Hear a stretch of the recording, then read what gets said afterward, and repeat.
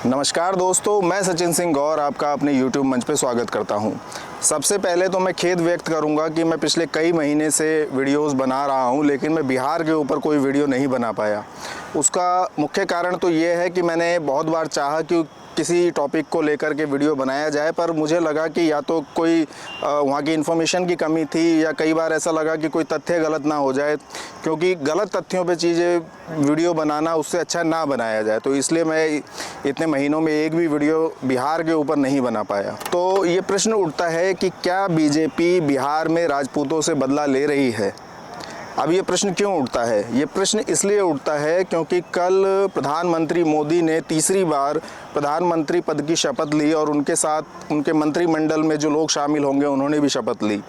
तो इस पूरे शपथ ग्रहण समारोह में, या कहिए कि बिहार से एक भी मंत्री को इस मंत्रिमंडल में शामिल नहीं किया गया है, जबकि वहाँ से लगभग 5 सीटें जो है एनडीए जीता है, जिसमें 2 सीटें एक एलजेपी आर जो चिराग पासवान की पार्टी है उन्होंने जीती है और एक जेडीयू ने जीती है, और 3 सीटें जो हैं बीजेपी ने जीती हैं।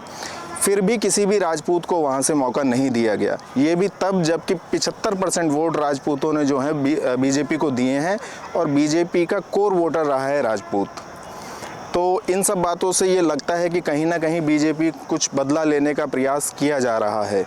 इसको हम पूरी तरह नहीं कह सकते हैं, लेकिन जिस तरह से ये किया गया है कि एक भी मंत्री को नहीं लिया गया है, तो उससे लग रहा है कि बदला लेने का प्रयास किया जा रहा है।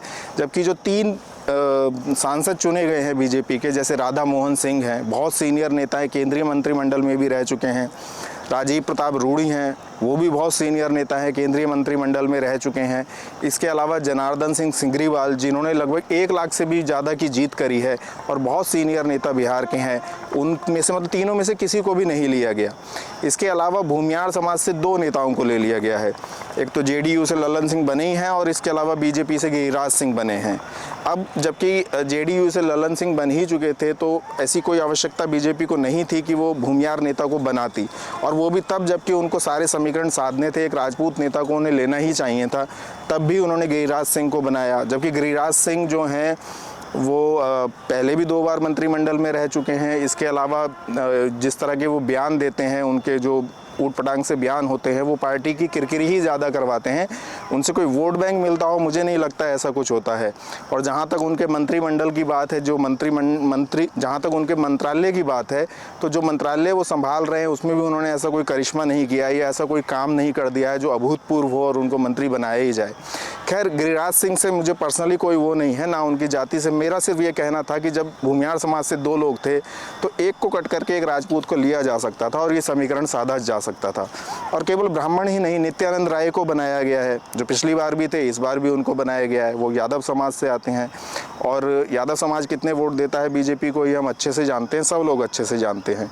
तो जो कोर वोटर है उसको मंत्रिमंडल में जगह नहीं दी जा रही है, और जो जाति जो है वो वोट देती ही नहीं है, जबकि उनकी अपनी पार्टी है आरजेडी, उनको वोट देते हैं, तो उनको मंत्रिमंडल में लिया जा रहा है।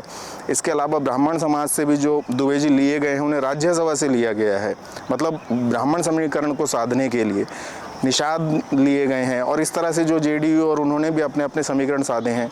तो कुल मिलाकर देखा जाए तो ओबीसी, एससी सब तरह के समीकरण साधे गए हैं। सवर्णों के भी, ब्राह्मण, भूमियार को साधा गया है। तो राजपूतों को ऐसा लगता है इंटेंशनली इस मंत्रिमंडल में ड्रॉप किया गया है, और उनसे एक बदला या एक रिवेंज टाइप का लेने का वो करा जा रहा है। क्योंकि गुजरात में भी राजपूतों ने विरोध किया, उत्तर प्रदेश में भी किया, और बिहार में विरोध तो नहीं किया, लेकिन बहुत ज़्यादा उत्साह बीजेपी के प्रति बिहार में भी नहीं था, खास करके ये गुजरात और यूपी के मुद्दों के कारण। तो कहीं ना कहीं उनको इंटेंशनली टारगेट किया जा रहा है। और ये भी माना जाए, और बीजेपी के जो सूत्र हैं, जो पता चलता है उनसे, वो कह रहे हैं कि काराकाट की सीट हो, औरंगाबाद की सीट हो, बक्सर हो और शाहाबाद हो, इन जगहों पे राजपूतों ने बीजेपी को वोट नहीं दिया है। ऐसा मान भी लेते हैं तो ये कोई भी समाज किसी पार्टी का बंधुआ मजदूर नहीं है, और उन्होंने कोई कॉन्ट्रैक्ट नहीं साइन किया हुआ कि वो इन्हीं को वोट देंगे। तो उन्होंने नहीं दिए, लेकिन जहाँ दिए हैं वहाँ तो दिए हैं ना। और नहीं भी दिए हैं तो ऐसे ऐसे समाज को, जैसे यूपी में कहिए जाट समाज को, हरियाणा में, राजस्थान में बीजेपी जाटों को प्रतिनिधित्व देती ही है ना, जबकि वो वोट नहीं देते हैं। हरियाणा में जो सीटें कम हुई हैं वो जाट समाज के कारण ही कम हुई हैं। राजस्थान में जो जाट बेल्ट है उस पर पूरी सीटें हार गई है बीजेपी। और इसी तरह से पश्चिम उत्तर प्रदेश में इस बार उनको ज़रूर जाट वोट मिले हैं, जयंत चौधरी, लेकिन वो जयंत चौधरी के कारण मिले हैं। लेकिन उनको साधा जाता है और भी जातियां साधा जाता है। तो जो कोर वोट बैंक था आपका, जो कि हर बार 80-90% वोट देता था, इस बार भी 75% वोट आपको दिए हैं। और वो मतलब अगर उसमें कुछ नाराज़गी है तो पहला तो प्रयास पार्टी का यही होना था कि उनको उसको नाराज़गी को दूर करना चाहिए था, लेकिन उसको दूर करना तो दूर, वो उसको इंटेंशनली टारगेट कर रहे हैं, बदला लेने का प्रयास कर रहे हैं। तो ये मेरा इस पे कहना था, विश्लेषण था। आपकी जो भी राय हो कमेंट करके बताएं, कमेंट ज़रूर करके बताएं कि क्या आपको लगता है। और चैनल को सब्सक्राइब कीजिए, वीडियो को शेयर कीजिए। धन्यवाद।